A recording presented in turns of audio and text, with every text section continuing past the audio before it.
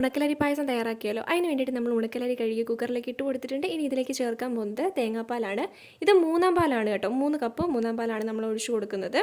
ഇനി നമ്മൾക്ക് ഇതിലേക്ക് 1 ടീസ്പൂൺ നെയ്യാണ് ചേർത്ത് കൊടുക്കുന്നത്. അതിനുശേഷം നമുക്ക് കുക്കർ അടച്ചു വയ്ക്കാം. ഇനി ഇതിലേക്ക് നമ്മൾ ചേർക്കുന്നത് മറയൂർ ശർക്കരയാണ്. ഇതിന് ഓൾറെഡി മധുരം ഉണ്ട്, പക്ഷേ ഇതിൻ്റെ കൂടെ തന്നെ നമ്മൾ അല്ലാത്ത ശർക്കരയും കൂടെ ചേർത്ത് ഉരുക്കിയെടുക്കാൻ പോവാണ്. ഇനി നമ്മൾ അടച്ചു വെച്ചിരിക്കുന്ന ആ സംഭവം നമ്മൾ കുക്കറിൽ നിന്ന് മാറ്റി ഇപ്പോൾ വലിയൊരു പാത്രത്തിലേക്ക് മാറ്റിയിട്ടുണ്ട്. ഇതിലേക്ക് നമ്മളിപ്പോൾ ചേർത്ത് കൊടുത്തിട്ടുള്ളത് 2-ാം പാലാണ്. ഇതിലേക്ക് നമുക്കിനി 2 തേങ്ങ ചിരകിയതാണ് ഇപ്പോൾ ഇതിലേക്ക് ഇട്ട് കൊടുക്കുന്നത്. അതിനുശേഷം ഇതെല്ലാം കൂടെ നന്നായിട്ട് നമുക്കൊന്ന് ഇളക്കി കൊടുക്കാം. ഇതൊന്ന് കുറച്ച് നേരം വെയിറ്റ് ചെയ്തതിന് ശേഷം ഇപ്പം നമ്മളിതിലേക്ക് ശർക്കര പാനിയാക്കിയതാണ് ഒഴിച്ചു കൊടുത്തിട്ടുള്ളത്. ഇനി മധുരത്തിന് വേണ്ടിയിട്ട് നമ്മൾ കണ്ടൻസ്ഡ് മിൽക്കാണ് ഇതിലേക്ക് ചേർത്ത് കൊടുക്കുന്നത്.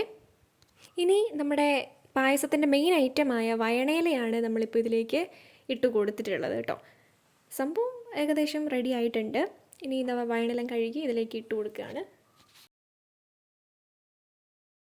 ഇനി ഒരു മിക്സിയുടെ ജാറിലേക്ക് നമുക്ക് ഏലക്ക, ചുക്ക്, ജീരകം ഇത്രയും കൂടെ നമുക്കൊന്ന് പൊടിച്ചെടുത്തിട്ട് വരാവേ.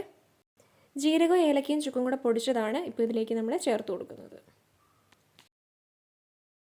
ഇനി നമുക്ക് അണ്ടിപ്പരിപ്പ്, ഉണക്കമുന്തിരിങ്ങ 2 കളറിലുള്ള ഉണക്കമുന്തിരിങ്ങ നമ്മൾ എടുത്തിട്ടുണ്ട്. ഇത് നമുക്ക് നന്നായിട്ടൊന്ന് വറുത്തെടുക്കാം. നമ്മളിതിലേക്ക് ചേർത്ത് കൊടുത്തിട്ടുള്ളത് 1-ാം പാലാണ് കേട്ടോ. ലാസ്റ്റാണ് ഈ പാല്. 1-ാം പാലൂടെ ചേർത്ത് നന്നായിട്ട് ഇളക്കി കൊടുക്കാം. എന്നിട്ട് നമുക്കിതിലേക്ക് നമ്മൾ വറുത്തെടുത്തിട്ടുള്ള അണ്ടിപ്പരിപ്പ് മുന്തിരിങ്ങയാണ് ഇട്ട് കൊടുത്തിട്ടുള്ളത്. എന്നിട്ട് എല്ലാം കൂടെ നന്നായിട്ടൊന്ന് ഇളക്കി കൊടുക്കുക.